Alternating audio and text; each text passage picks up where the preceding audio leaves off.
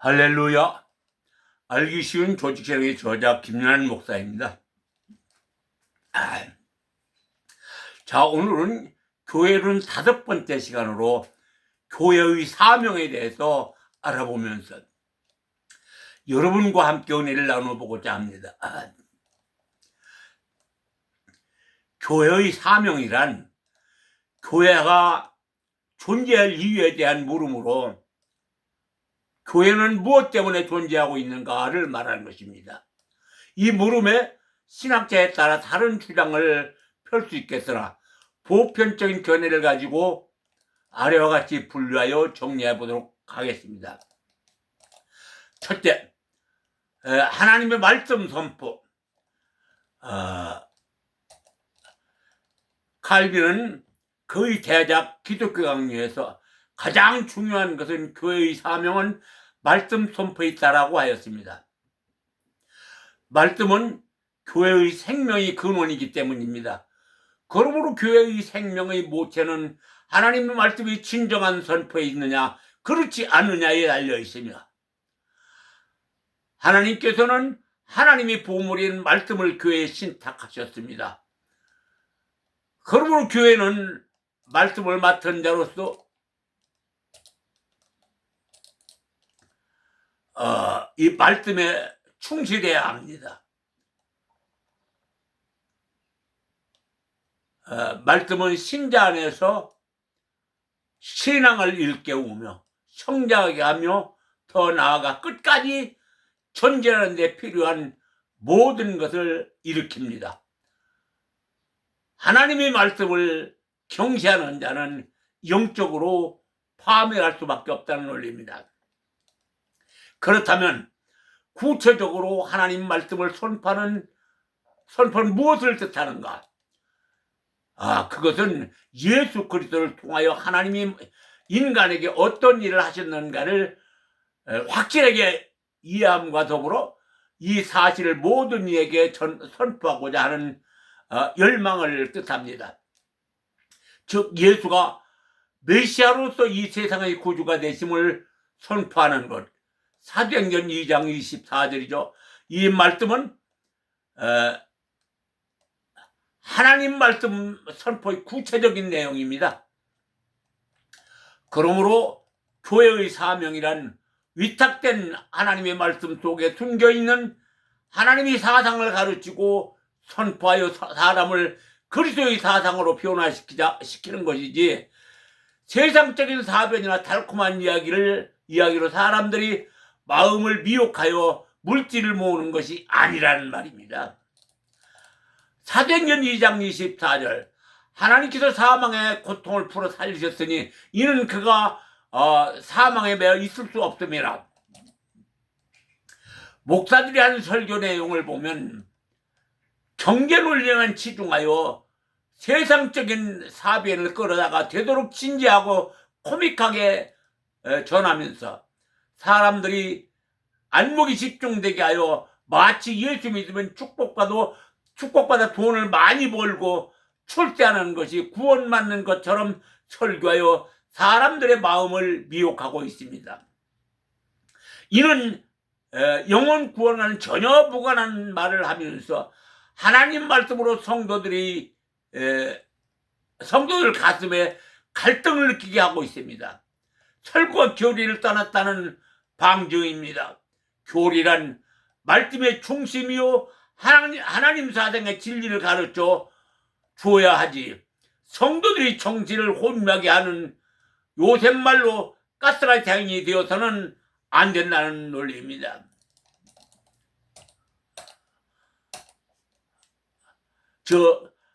세상에서 잘 사는 것, 물질적인가 하나님의 말씀을 위탁받은 목사들의 의무이고 행할 도리가 축복만이 예수 믿는 사람들이 받아야 할 전부인 것처럼 사람들을 미혹시켜 기복제락에 빠지게 하지 말고 예수 그리스도의 중심 사상인 교리를 바르게 가르쳐 성도들을 구원의 길로 인도하는 설교입니다. 하나님 말씀의 신실한 선포는 목사들이 하나님으로부터 인정받은 유일하고도 유효한 수단이기 때문이라는 논리입니다. 두 번째, 그리스도가 정한 성례. 마태복음 26장 20절 28절이나 누가복음 22장 19절로 20절 말씀을 보면 떡을 가져 가라사대 떡을 가져 살해하시고 떼어 저희에게 주심에 가라사대 이것은 너희를 위하여 주는 내 몸이라 너희가 이를 행하여 나를 기념하라 하시고 저녁 먹은 후에는 잔을 이와 같이 하여 가라사대 이 잔은 내 피로 세우는 언약이니 곧 너희를 위하여 붓는 것이라. 이 말씀은 우리가 떡과 포도즙을 통해서 하나님의 은혜를 받는다는 것은 하나님이 자기를 낮춰 우리의 능력에 알맞는 매체를 통하여 은혜를 베푸시는 하나님의 사랑을 뜻하기 때문입니다.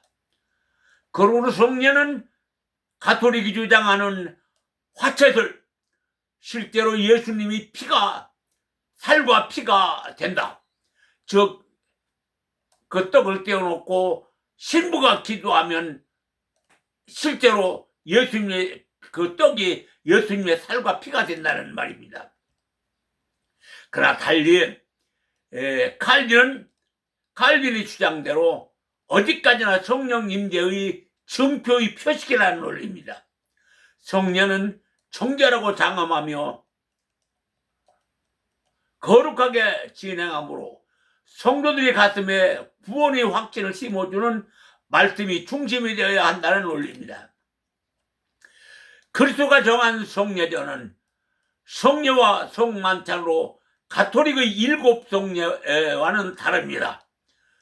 세례와 성만찬은 예수님께서 생전에 직접 시행하신 것으로 예전으로서 정당성을 가지고 있으나 그 외에는 성례로서 정당성을 갖지 못합니다. 고린도전서 11장 23절 29절에 자세하게 기록되어 있습니다. 교회는 예수께서 직접 행하신 세례와 성만찬의 예전을 행함으로 성도들을 거듭나게 하며 계속하여 새로운 삶의 영위하게 하는 것입니다.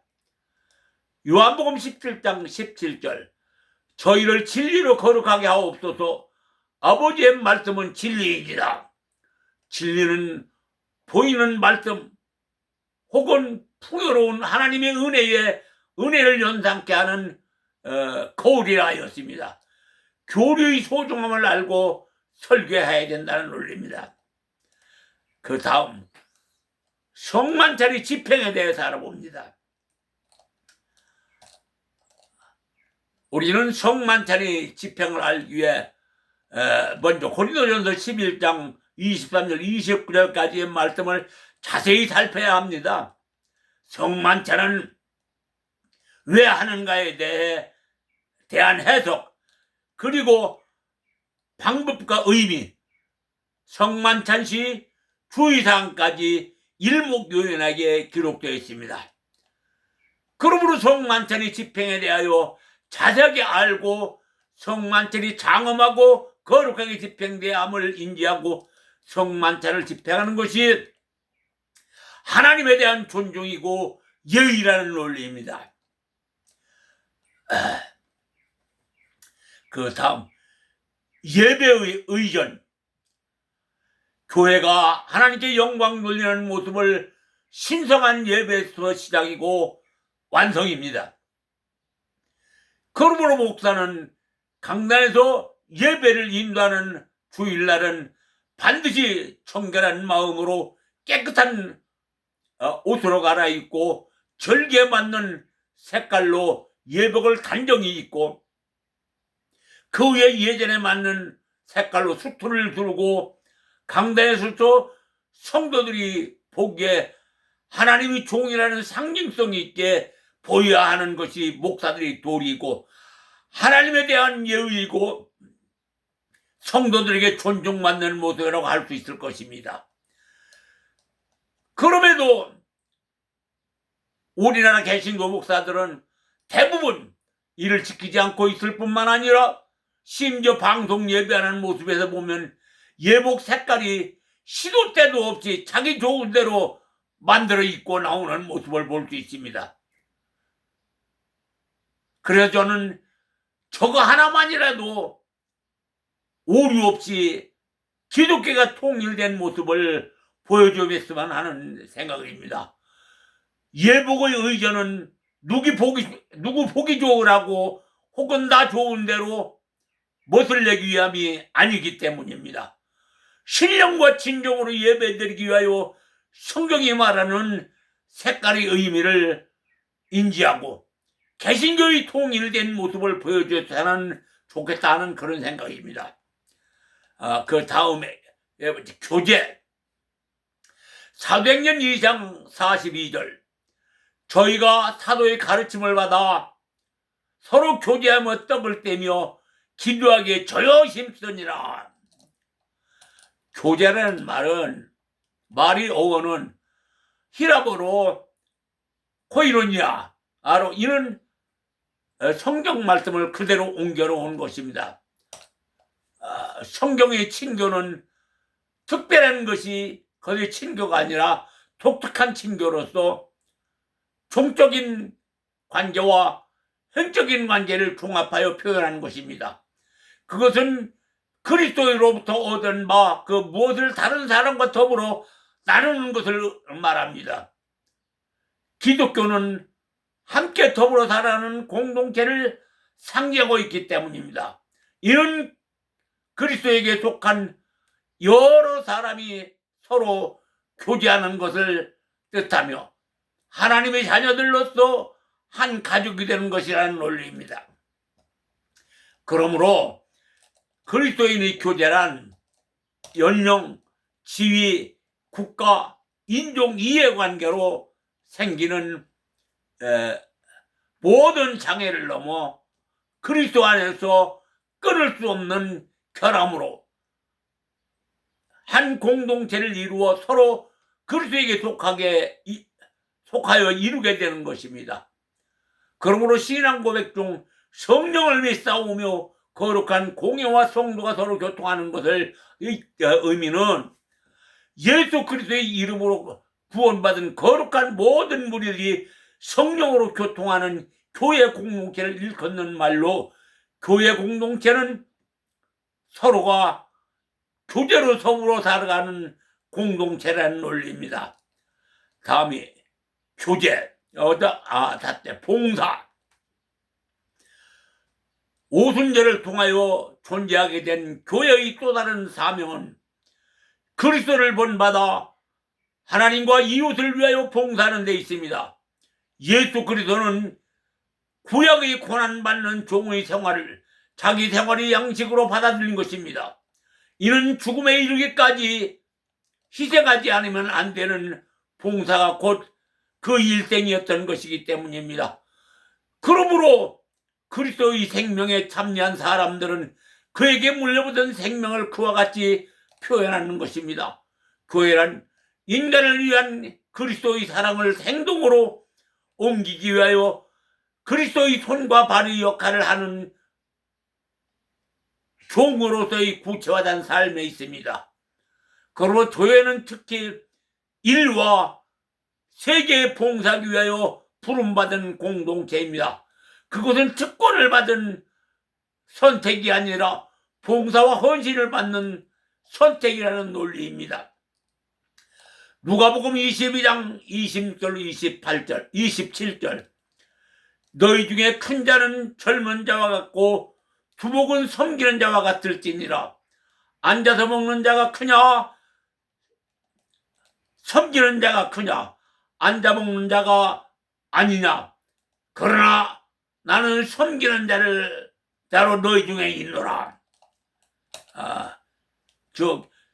교회는 교회 자체의 존립의 목적을 위해 있는 것이 아니라 타인을 위해 존립 목적이 있다는 말입니다.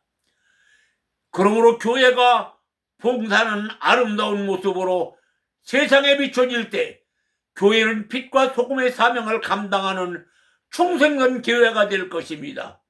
아름다운 봉사, 이는 곧 희생을 상징하는 것이므로 교회 문제나 사회 속에서 일어나는 모든 일들이 불합리하게 이루어진다 할지라도 기독인들은 부안해동하지 않고 묵묵히 작은 희생을 헌신으로 불합리한 문제가 합리적으로 해결되는 모습을 보여야 합니다. 그러므로 주님이 명령하신 빛과 소금의 역할을 하여 주님을 기쁘시게 해야 할 책무가 교회에 있다는 사실을 망각해서는 안 된다는 논리입니다. 그 다음 교회의 목적과 선교. 하나님이 교회를 세우신 목적은 선교에 있음을 알아야 합니다. 성경에 의하면 교회는 3가지 행동 대상을 가지고 있습니다. 3가지 행동 대상이란: 첫째, 하나님에 대한 행위, 예배. 둘째, 자기 자신에 대한 행위, 회개. 셋째, 하나님에 대한 행위, 사회에 대한 행위, 선교로서 3가지 대상을 말하는 것으로 그 중에 하나도 없어서는 안 됩니다. 이 셋은 동시에 나타날 수도 있고 각기 분리되어 나타날 수도 있습니다. 이 셋은 항상 교회에 존재하여야 합니다. 이런 점에서 선교는 대단히 중요한 부분입니다. 첫째, 교회의 목적. 교회의 존립 목적이라고 하면 한마디로 선교에 있는 것입니다. 교회는 주변에서부터 시작하여 세계를 향한 선교를 위하여 존재합니다. 그러므로 교회는 선교하기 위한 공동체입니다. 교회의 이와 같은 선교적인 성격과 사명 때문에 교회 생활의 초점과 구조는 그리스도가 대신 죽으신 세상에 있다는 것입니다. 교회가 이 목적을 수행하는 것은 예수 그리스도를 통해서 나타난 하나님의 나라를 선포하여 세상으로 하여금 새로운 질서를 향해 나가야 합니다. 이는 공고한 존립의 목적을 수행함으로 교회가 사회적 기반을 밝혀야 합니다.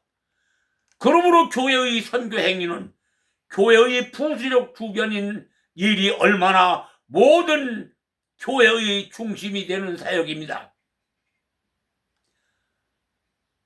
하나님께서는 교회의 선교를 통하여 모든 인간이 그리스도의 주권 아래 모이기를 원하고 계십니다. 로마서 10장 13절 14절 누구든지 주의 이름을 부르는 자는 구원을 얻으리로다. 그런즉 저희가 믿지 않는 자를 어찌 부르리요? 듣지도 못한 이를 어찌 믿으리요? 전파하는 자가 없이 어찌 들으리요? 교회는 사람이 살고 있는 모든 곳에 복음을 전하여 그리스도에게 복종하게끔 하여야 합니다. 이에 특히 중요한 것은 복음이 모든 경제적, 지리적 한계를 뛰어넘어 선교해야 합니다. 교회가 다른 민족, 다른 지리적 한계를 뛰어넘어 선교해야 합니다. 교회가 다른 민족, 다른 지역의 복음을 듣고 찾아올 때에 온 세계가 새로운 시작됨을 알 수 있습니다. 그러므로 푸른 타오름으로 존재하는 것과 같이 교회란 선교라는 사명으로 복음이 불타오를 때에 교회가 건전하고 견고하게 존재한다는 논리입니다. 선교 없는 곳에 교회란 없습니다. 따라서 선교는 교회도 없는 곳에는 신앙도 없는 것은 자명한 일입니다. 저 교회는 선교를 위해서 존재한다는 논리입니다. 그러므로 초대교회, 그리스도 교회는 선교 외에 다른 것은 생각할 수 없었습니다. 그리스도 교회는 이제 세계 역사의 완성과 종말의 마지막 단계에 있는 새 시대 혹은 종말론적 시대에 새롭게 등장한 것으로 바울은 이런 교회를 갈라서 4장 26절 위에 있는 새 예루살렘에 등장한 것으로 바울은 이런 교회를 위에 있는 새 예루살렘이라고 하였고, 또 베드로전서 2장 9절 선택된 백성 왕같은 제사장이라는 말로 표현했습니다. 그러므로 교회는 복음을 전하기 위하여 전하기 위한 종말론적인 공동체이며 영원한 삶으로 인도하는 관문이라는 논리입니다. 교리를 인지하고 한국 기독교 교회도 성전이라는 이름으로 바벨탑을 쌓지 말고 선교의 사명을 받은 교회처럼 해외 선교가 당장 눈에 보이지 않는다 하더라도 씨 뿌리는 심정으로 혼신의 힘을 기울여 선교에 동참해야 한다는 논리입니다. 그 다음 선교의 개념들. 교의 개념에는 교회가 주동이 된 전통적 개념의 선교와 최근에 대두된 에큐메니켈 선교, 에큐메니켈 선교라는 말은 교회의 일치, 하나됨을 뜻합니다. 또 자연신학적 사고방식의 보편화됨에 따라 하나님 선교 사상에 대두되게 되어 선교의 중요 부분을 차지하고 있습니다. 여기서 선교의 개념들을 알아보도록 합니다. 교회 중심의 선교, 즉 전통적 선교라는 말. 마태복음 10장 5절 6절이나 마가복음 1장 14절 15절 예수께서 이 12를 보내시며 명하여 가라사대 이방인의 길로 가지 말고 사마리아인의 고을에도 들어가지 말고 차라리 이스라엘 집에 잃어버린 양에게로 가라 했습니다. 선교는 교회가 이루어지기 전부터 예수 그리스도로부터 분부받은 것입니다. 그리스도가 한 선교는 하나님 나라에 대한 것이었습니다. 그러나 예수님의 부활 후 선교는 복음에 관한 것으로 변하였습니다. 마가복음 16장 15절 너희는 온 천하에 다니며 만민에게 복음을 전하라. 예수 그리스도는 부활 이후에 성령에 의해서 형성된 복음의 주제는 선교였습니다. 여기부터 선교의 시작입니다. 교회 선교의 첫째 목적은 개인에게 그리스도의 복음을 전하여 개인이 구원을 얻도록 하는 데 있습니다. 둘째, 구원받은 개인을 계속 접촉하여 신자로 만드는 데 있습니다. 이는 전도된 사람이 예수를 믿기로 작정하고 그 결심이 신앙으로 성장하는 데 있다는 논리입니다. 세 번째, 개인을 전도하여 신자가 된 후 교회의 회원이 되게 해야 합니다. 특정한 지역에서 특정한 교회의 회원이 되어 조직을 가짐으로써 계속 교회 공동체에 봉사하도록 합니다. 이러한 일들이 이례적으로 끝나지 않고 계속적으로 반복되면서 성장하는 교회가 되어야 합니다. 이와 같은 과정이 교회 중심 선교요, 선교의 전통적 개념입니다. 그 다음이 에큐메니칼 선교. 에큐메니칼 선교란 사람이 거주하는 모든 지역을 뜻하면서 전 세계를 선교하고 복음화하자는 것이었습니다. 에큐메니칼 운동은 처음부터 그리스도의 교회의 일추원, 선교연합을 위하여 시작한 것입니다. 1921년 정식으로 조직된 국제선교협회 IMC 이가 모여서 모체가 되었습니다. 에큐메니컬 선교는 교회의 울타리를 벗어나 사람들의 삶의 현장에 나아가서 그들과 하나가 되어 보시되고 개혁함으로 이상적 사회를 건설하는 데 있습니다. 에큐메니컬 선교는 이전 교회가 간과했던 문제를 과감하게 취급했던 점은 긍정적으로 평가되지만 묵과할 수 없는 문제점은 그리스도의 복음이 아니라 인간 중심의 휴머니즘과 기성교회와의 관계없이 지상 인간의 나라를 건설할 목적으로 하는 후기 천년 왕국 건설 운동이라고 비판을 받아왔습니다. 또한 에큐메니컬 선교는 교회의 정통성을 무시하고 오직 자기들만이 선교만을 옳다고 주장합니다. 사랑하는 성도 여러분, 그리고 목회자 여러분, 우리는 이 시간에 교회의 목적과 성례전이 미치는 의미, 그리고 친교와 봉사, 선교에 대하여 교리적으로 하나님의 지식을 알고 신앙생활에 미치는 영향들을 알아보았습니다. 교리를 배우고 나면 아무리 큰 어려움을 당해도 기도할 수 있는 힘이 생기고 하나님이 나와 함께 하심을 느낄 수 있습니다. 인성을 하나님 중심으로 거듭나게 하셨기 때문입니다. 우리는 모두가 정통교리를 배우고 숙자여 물과 성령으로 거듭나서 신앙생활이 행복하시기를 예수님의 이름으로 축원하여 드리겠습니다. 아멘. 오늘은 여기까지만 하겠습니다. 지금까지 김연한 목사였습니다.